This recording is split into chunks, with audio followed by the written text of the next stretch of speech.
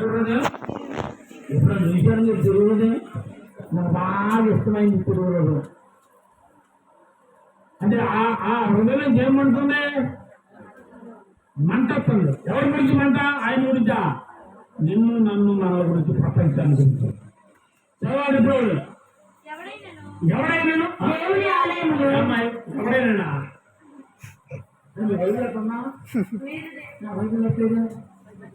ఎవడా నీ ఊరు ఎవరు వచ్చినా మీరు మాస్టర్ వస్తే మీ ఊరువా?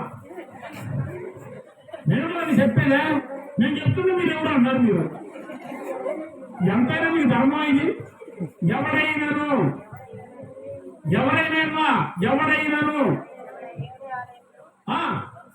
ఎవరు చేస్తున్నారు? ఈ ఆలయం నువ్వే పాడు చేస్తున్నావు. అవన్నీ లోపల పెట్టుకుని అమ్మాయి ప్రార్థన చెప్పేవాళ్ళు వస్తావా? లోపల పెట్టాక శుభ్రం చేయి. దేని చేత? పవిత్రాత్మ చేత శుభ్రపరచుకో. మధ్యలో ఉన్నటువంటి దేవుడు, మన మధ్యలో ఉన్నటువంటి దేవుడు చెప్తాడు ఈ రోజుని. ఏమని చెప్తాడు ఆయన? ఇప్పుడు చదవండి. యెషయా 42వ అధ్యాయం చదవండి. అక్కడికి చదువు. 42 చెప్తాగా అంతేందుకమ్మా నా సబ్జెక్ట్కి వచ్చి తల్లి నేను ముగించేస్తాను. నేనేం చెప్తున్నాను నా సబ్జెక్ట్ అక్కడ ఉంది. లేదనంటే ఇప్పుడు చూపిస్తాను. నేను కలవలేదు ఉన్నారా? కలవడం ఉంటుందిగా. కలవడం పర్లేదు. ఇప్పుడు చదువు. 7వ వచనం. నీవు గుడ్డివారి కన్నులు తెరుతువు.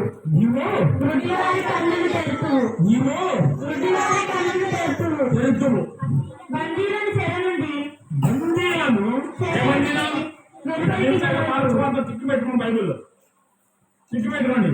మీరంతా బందీ అయిపోయారంట. వాటికి బానిసలు అయిపోయారంట. వాటికి ఆ బానిసలను విడిపించాలి అంటే దేవుడి వాక్యం చెప్తుంది. ఈ 7వ వచనం చదువుకున్నాం. చాలా త్వరగా. చీకటిలో నేను బంగారు డెలివరీలో ఉన్నాను. కరెంట్ వచ్చింది. దొరకసేపే నా పెళ్ళైనప్పుడు ఆ లాంతరాలు ఇచ్చింది మస్త కాదు. నేను ఎక్కడ కూర్చున్నా కనపడ లాంతరాలు ఇచ్చి పెట్టేది.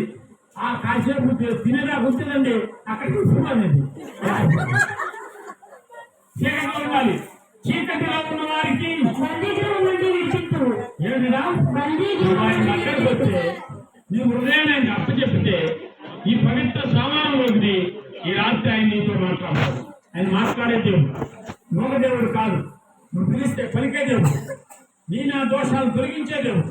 నీ నా అవసరతలను తీర్చే దేవుడు.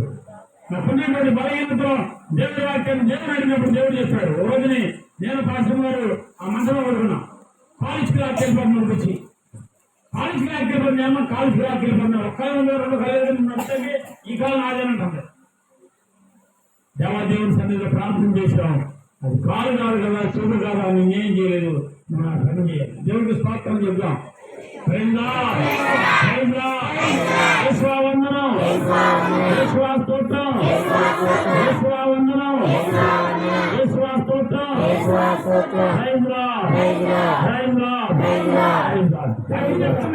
ఈ రాత్రి ఈ హృదయం ఆయన కావాలి. ఇప్పుడు నాకు జరిగిపోయిన దాని గురించి ఆలోచన చేయండి. ఎలా నేను జరిగిపోయిన దాని గురించి ఆలోచన చేయట్లేదు. ఇప్పుడు నువ్వు కావాలయ్యా, నువ్వు నాకు రావాలయ్యా, నాతో ఉండాలి ప్రభా. నా కుటుంబ అవసరతని, నా బిడ్డల చదువు అవసరతని. అమ్మాయి చదువుతున్నావా? నిజావా? నేను చెప్పిన ప్రశ్నలు అమ్మాయి గారు కాబోయే రోజులో ఆ మాటలను, దేవుడి మాటలు విన్నావనుకో జీవించబడతావు. బాల్యంలో జీవించబడతావు. జీవించబడతానికి దేవుడి మాట వినాలి. దేవుడి మాట వింటే అల్లరి లేకుండా దేవుని సన్నిధిలో ఉంటే నీ జ్ఞాపకం వస్తుంది. బాలుడైన సమయాలు ఏమన్నాడట? మాట్లాడండి. బాలుడైన సమయాలు ఏమన్నాడు? యాకోబు దగ్గర 11వ కుమారుడు ఏమన్నాడు? 11 కుమారుడు ఎక్కడున్నాడు? తెలియదు. మా ఊళ్ళో ఉన్నాడా? 11 వాడు ఎవరు? యాకోబు 11వ సంతతి. యోసేపు. తల్లి పేరు ఏమిటి? యోసేపు తల్లి పేరు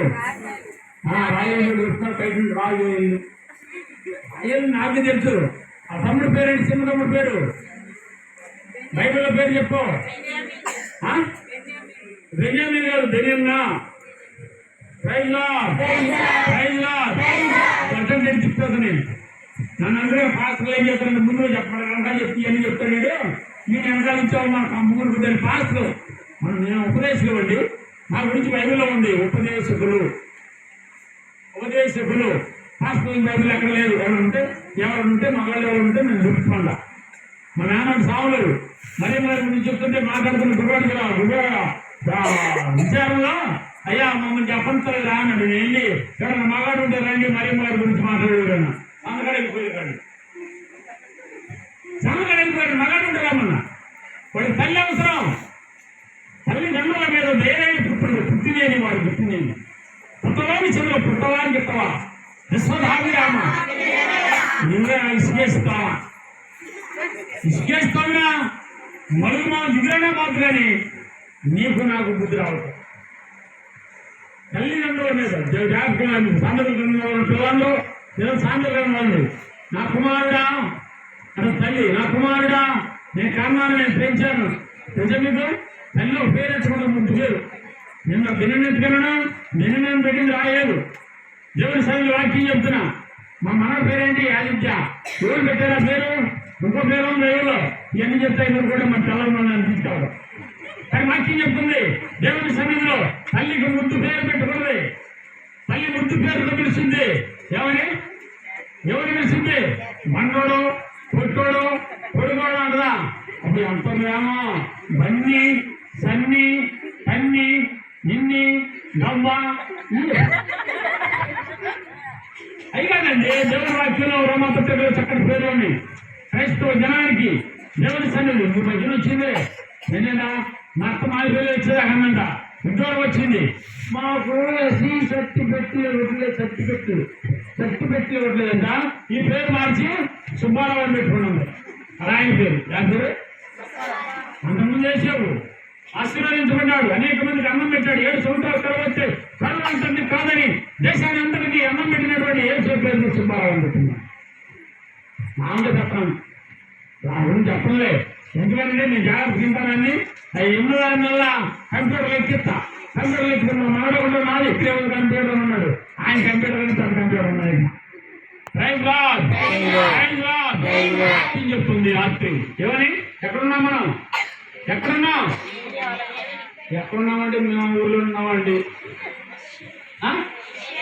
చదవండి. 7వ వచ్చిన మండలంలో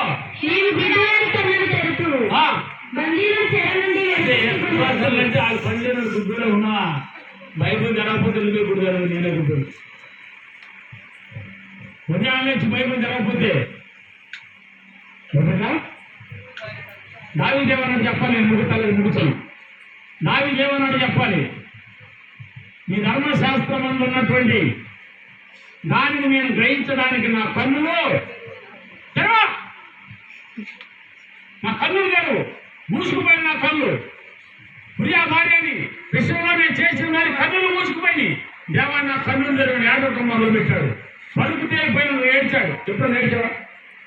మైకల్ వల్ల నాకు నేను ఐక్య సంఘం ఏంటంటుంది. మైకల్ అన్ని కావాల్సింది నీ చేసిన దాన్ని దేవుని సన్నిధిలో ఒప్పుడు ఏడవటం మొదలుపెట్టు. స్వామివారు అంటే పెళ్లి చేసుకోవాలంట. ఇండియా ఏమన్నా చదువు తెలియక 16 కిలోమీటర్లు వివాహం చేసుకోవడం వీలేదు. వివాహం అనేసి మన కోసం పూజ చేయడానికి, మన పాపాలు ఎన్నుకున్నాం, పాపాలు ఎరడానికి దేవుడు ఎన్నుకున్న వాడు స్వామివారు. ఉపదేశించండి తక్కువ అండి. కష్టమంతా మాదే.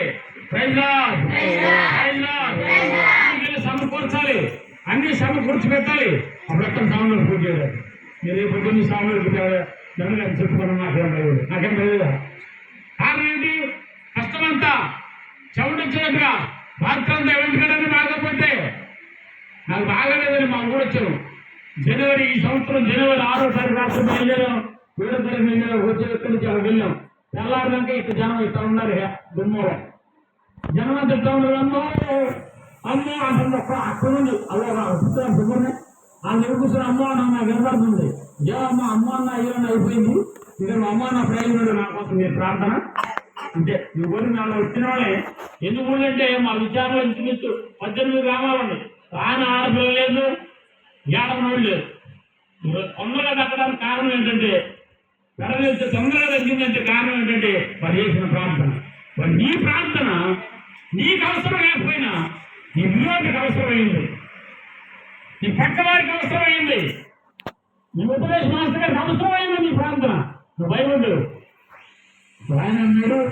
ఎక్కడ దొరికితే అక్కడ 10 నిమిషాలు ఎక్కడ ఇస్తావా దేవుడు ఆదికాలం పెట్టాడు. ఆదికాలం నిర్మాణం పుత్రమైంది కొత్తగా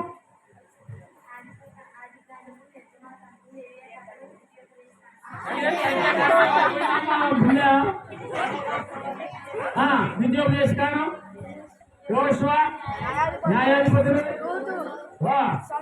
రూట్ ఎన్ని అధ్యాయులు చెప్పుకెళ్ళిపోయి గుర్తున్నావా అధ్యాయం చెప్పాలి. నువ్వు చేసేదంటే మా 19 అడుగు బైబిల్లో ఎన్ని అధ్యాయులు ఉన్నాయో ఎన్ని వచనాలు ఉన్నాయో ఎక్కడేదని చెప్పుకుంటుంది. అది 19 భార్య అంటే ముసలా గుర్తుంది. దేవుడు వాక్యం దేవుడితో ఉండు పూర్తి లేకపోయినా నేను మాట చెప్తే జాగ్రత్తనండి. పచ్చడి ఎక్కకపోతే ఏం చేయలేకపోతే కొద్దిగా అన్నం పడితే పచ్చడే శుద్ధినైనా దేవుని సన్నిధిలో దేవుని వాక్యాన్ని ధ్యానించడం, చదవడం, ప్రార్థన చేయడం, ఆ మంచం మీద కూర్చునడం. కారణం ఏంటంటే నీకు దేవుడు ఉంటే నీ గర్భఫలం జీవించబడుతుంది. నీ గర్భఫలం ఏమవుతుంది? ఎవరికి చేయించాల్సి ఆశించకుండా నేను బ్రతికిస్తానని చెప్పాడు దేవుడు. నువ్వు ప్రార్థన చేసే కష్టపడి నీ గర్భఫలం చేయి చాపడేవాడు దేవుడు. నిన్న అప్పుల పాలు ఒకప్పుడు కష్టం వచ్చినా ఈరోజు నిపుణంగా దేవుడు నీ గర్భఫలాన్ని జీవిస్తాడు.